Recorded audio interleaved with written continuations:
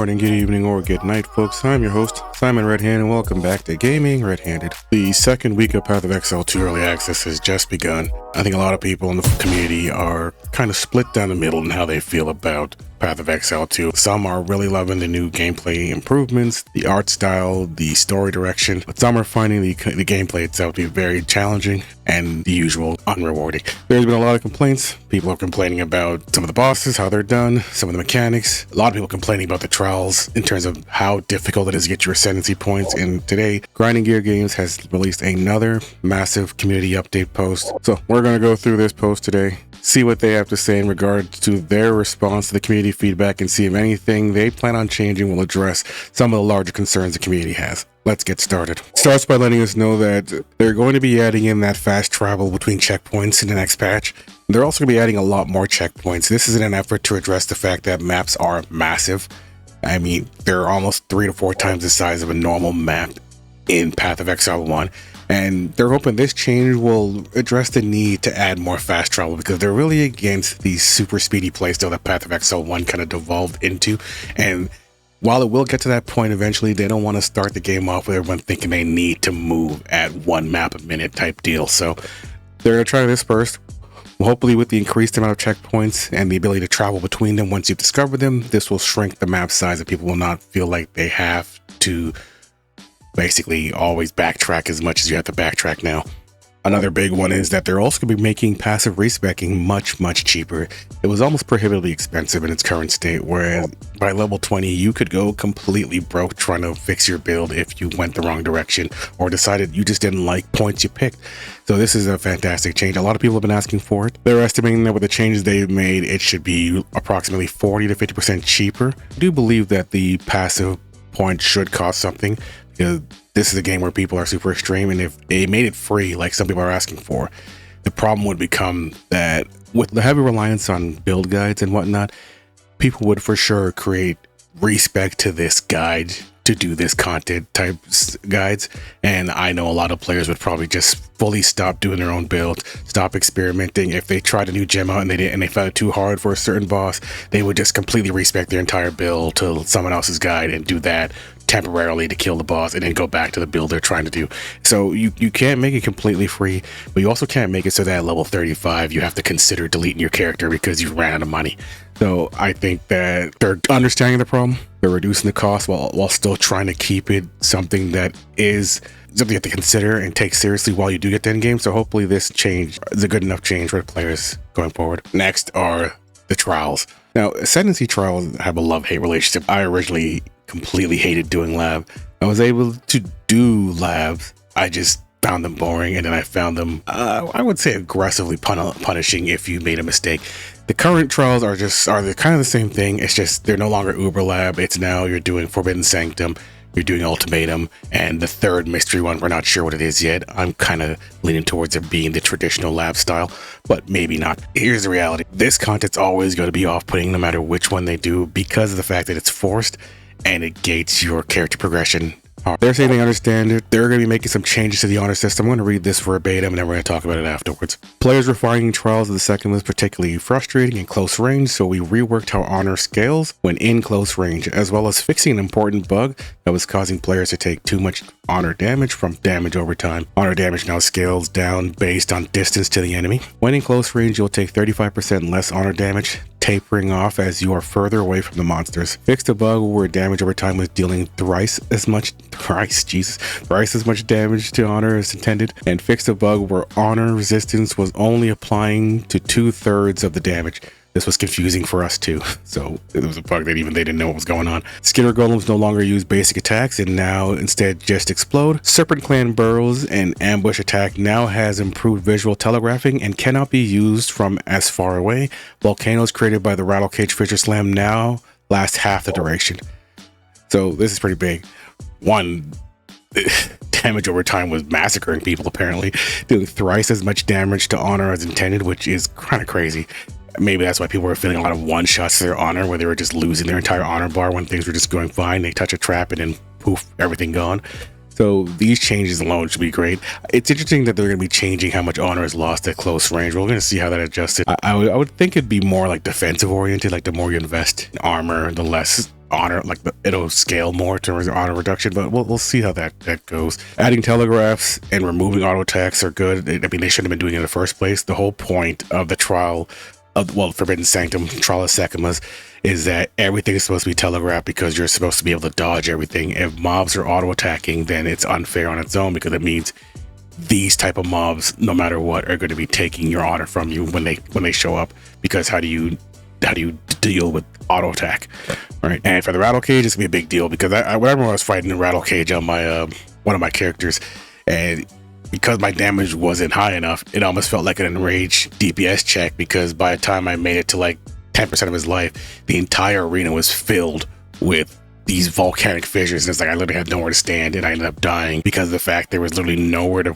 place my character while I was trying to DPS this guy, because there were so many fissures in the room. And I didn't know that. Like, I felt like if that's intentional, it's way too early to have a DPS check at level 22. You know, so good thing that they're going to be reducing the duration on this thing. Next, they brought up some end game changes. They talk about the fact that generally the monsters in end game are much more difficult than intended, so they've toned down the damage. And they disabled on-death effects where it wasn't telegraphed as clearly as possible. This reads like to me that they're going to be turning it back on once they figure out how to telegraph them properly. A lot of people hate on-death effects, me included, so this is a welcome change. Maps no longer keep reducing your elemental resistance. Basically, your resistance is going to be lowered immediately at the beginning maps, and it's going to stay that way. That way you can actually properly address your resistance and not have to constantly be readjusting your gear because your resistance keeps going down. I really hope they find a better way to do this. In Path of Exile 1, when you lost your resistance, there was some kind of like lore note explaining why it was happening. In this game, it's like as soon as you get to Act 2, it's just like, yeah, you're in Act 2 now, your resistance is now lower, and you're just like, why? Why is my resistance lower because I'm in Act 2? Why did I just lose resistance? Nothing happened. You killed Gnor. He didn't do anything detrimental to you. Why am I getting punished? Right? And I think they need to figure out a way. I know it's traditional Path of Exile that you lose resistance every time you finish an act, but they need to figure out a way to implement it in a way that makes sense to the game story. When you lost it in the end of Act 10, it was because it was the toll you took from fighting a god, right? So it's like, all right, this is the punishment, this is the aftermath of fighting a god. It's like, all right, fine. But this is like, I'm just losing resist to lose resist, and it almost feels arbitrary, right? And I think another thing is that pop-up didn't show up for me for my first two characters, and that first time I seen that pop-up was on my third character, so I was just like, oh, there's actually thing it tells you, because before it was just like, I opened my character sheet and it was negative, and I didn't understand why my resists were negative.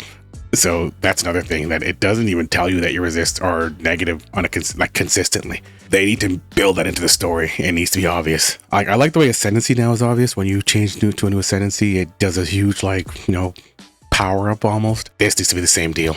Chaos damage now scales less aggressively over endgame, because make no mistake about it, you have to cap chaos resist at some point. Before, it used to be just take it from negative to 0, but over time you had to consistently cap your chaos. But they seem dead set on making it so that capping chaos is more difficult than the other elements, even though you better believe monsters are still hitting you with chaos damage as you're going through the acts, and still will one-shot you with chaos damage and still will piss you off when you meet them. So they're gonna say now, they say it now scales less aggressively. We don't know what that means. And then critical strikes from monsters now deal 40% less damage, which means crits were probably the reason why a lot of people were just getting one-shotted, which I still don't understand the need for monsters to be able to crit. I don't think monsters need RNG damage at all besides the min-max rolls. The ability to crit for a monster serves only one purpose, and that is just to cause your life to go from being full to deleted, because there's no counterplay to that besides saying everyone needs to build crit reduction. But building a stat for an RNG stat, it seems kind of, I don't know, I don't like it. I don't like the idea of needing to build for monster critical strike damage reduction. I think in this game, monsters should have some sort of enrage attack that you have to avoid. And even if it's a faster in range attack, I think that makes more sense than allowing monsters to have critical strikes. So hopefully they consider that. But if you're in one-shotted, I promise you it's because you got crit, and there's really nothing you're gonna be able to do about that unless you go out of your way to build crit reduction. They lower the density of monsters in breach encounters, but that's to counter the elite monsters pairing. We'll see what that means. We'll see if that makes Breach less rewarding or not. It most likely will. In this game, less density is always detrimental to the player's overall progression, so we'll see how that goes. Purple explosives created by the volatile plant monsters and rare monsters now deal significantly less damage. Siphoning flash modifiers on monsters now drain 10 times less flash charges per second. This was unintentional, draining way too many flash charges. Yeah, I mean, they really love this whole like siphoning your mana type stuff, you know, and a lot of people have been complaining about this mob. This is the mob with the blue ring around his feet, right? And it's like it drains your mana and your flask, and it's just like, then what do you do once you have nothing to fight back with, right? There are a few strategies you can do, but for melee it is very difficult. These mobs can be harder than some bosses just for the fact that you can do like one hit before you're emptying and you run around in circles again. So hopefully this change helps. There are some massive build defining changes in the character and item balance section today. There are going to be some respecs going on after this. First one is good for everybody. They've added charm modifiers on belts, substantially more common. They have the suffix of symbolism that starts from level 23 and onwards to appear, and of inscription, which will start appearing from level 64 and onwards. Now to the nerfs. Electrocute is now 25% harder to build up, but the damage penalties that were on supports have been removed, and added a new lightning damage and electrocute cluster to the passive tree between the monk and ranger sections. It is now more difficult to chain freeze enemies by reducing the amount of freeze buildup applied after a freeze has been applied. We don't know what these numbers look like. We don't know how long that's going to take. It might drastically change how you're playing your current build. It might change whatever rotations you're doing.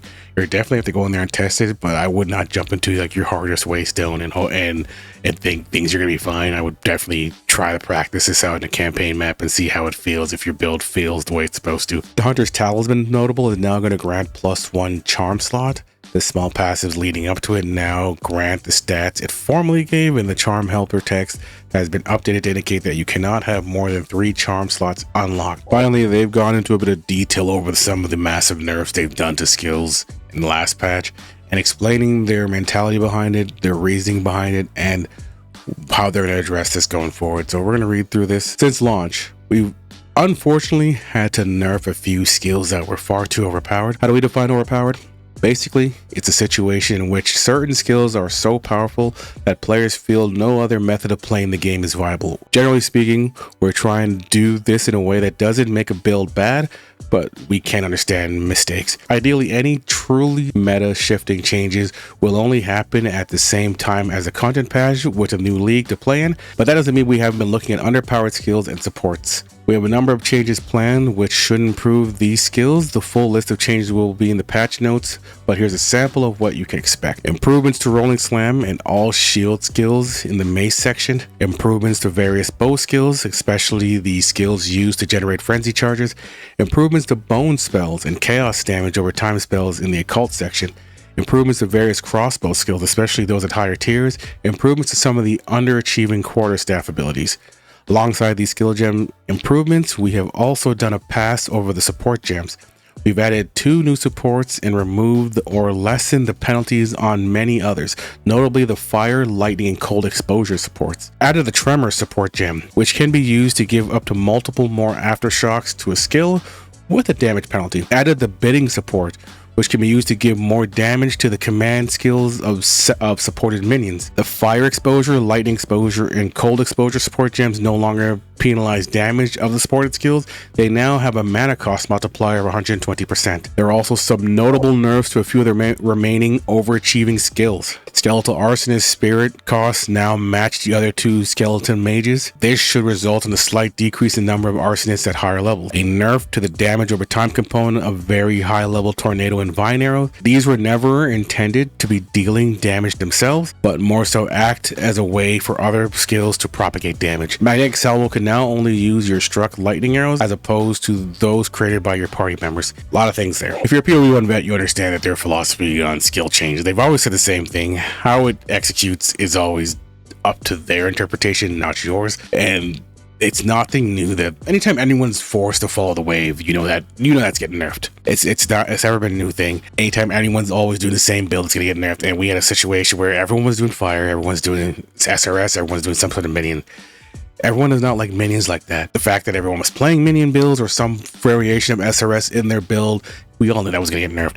Everyone doesn't do cast on whatever like that either. So the fact that that felt like the meta, we knew that was going to get hit. I'm not surprised by the nerfs that when they came in there. Hopefully the massive list they have planned for the other skills they're going to balance, raise it so that everyone doesn't feel like they have to play this one setup to get to end game. And if you kill that setup, then end game's over and I can't play and blah, blah, blah. I'm interested to see what these new supports are going to do, how they're going to change for melee, because most of them seem melee oriented. I don't think any other gems besides melee gems can even produce aftershocks. The change to skeleton arsonists, not surprising, but then again, my first character is a minion character. I don't like the current state of minions in general, right? I think that they're all boring. While they are able to do the content, it's just not the way I want to play minions. So hopefully there are some more interesting changes going on. Hopefully there's more available for minions going forward, I should say. The other changes, there's nothing in here that really like call out to me. Hopefully they address the concoction situation. I've been playing poisonous concoction, and right now, not poisonous, I've been playing bleeding concoction, and right now I feel like concoctions are completely unusable. I think the Pathfinder tree itself is completely unusable just because of the fact that concoctions are unusable. Right now, I guess you could use it towards being a poison build arrow caster, but the reality is it's the only class that can use concoctions, and it can't even use the skills that are in its kit effectively, which is a huge problem. So hopefully some of these underperforming skills include the ascendancy skills that are also super underperforming. Now, what you guys need to know about grinding gear games around the Christmas time is that they take their Christmas seriously. So this will probably be the last major patch before they go off for holiday, and I would say you're going to hear radio silence unless there's some massive exploit happening between whenever this patch hits and until like middle of January. So just prepare yourselves for that. Hopefully this is a massive patch, enough to get people feeling like getting to end game is a comfortable situation, and hopefully it's enough to address a lot of the issues people have been having. And we're gonna cover those patch notes when they drop. Right now this is kind of a teaser setup, so that's it. Look forward to that, guys. Have yourselves a good morning, and if this is the only video you watch me today, good afternoon or good night.